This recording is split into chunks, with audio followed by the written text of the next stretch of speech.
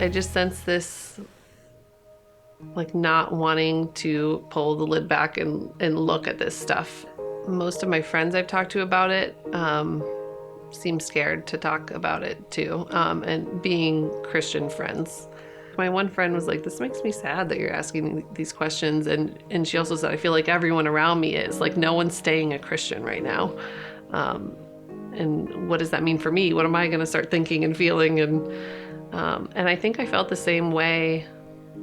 Don't infect me with that. Then I'm going to have to start doing that.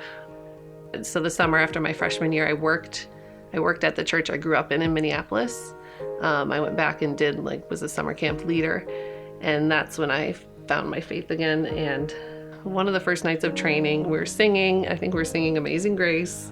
And I had like this feeling of all the bad things that I had done throughout the past years and rejecting God and the things God wouldn't have liked.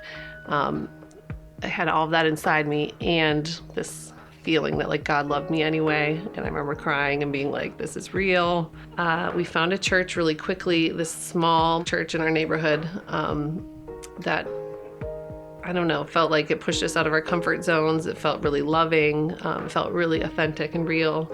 And we went there for 6 or 7 years pretty faithfully. And then in my mom's footsteps, I developed the kids program and ran it and really enjoyed it.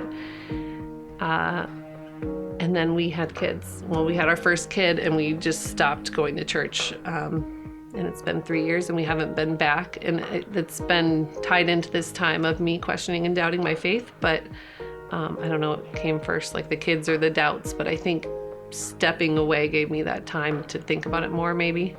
Through my job as a counselor, I talk to people every day who have experienced like pretty severe abuse, neglect, and just really difficult shit in their lives. And I don't know, I was just reflecting one night and on all of that stuff and just had, again, like a gut feeling of like,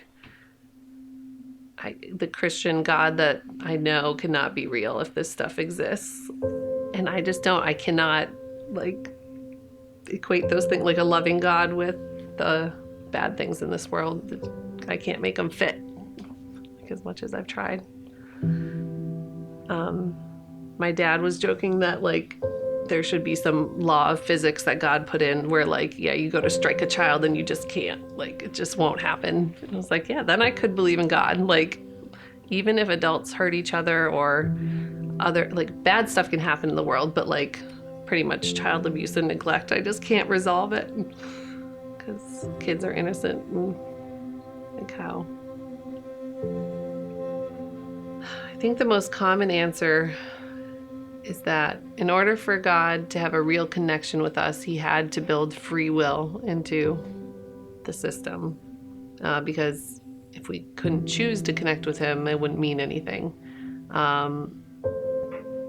So we have free will, which means we can make whatever decisions we want.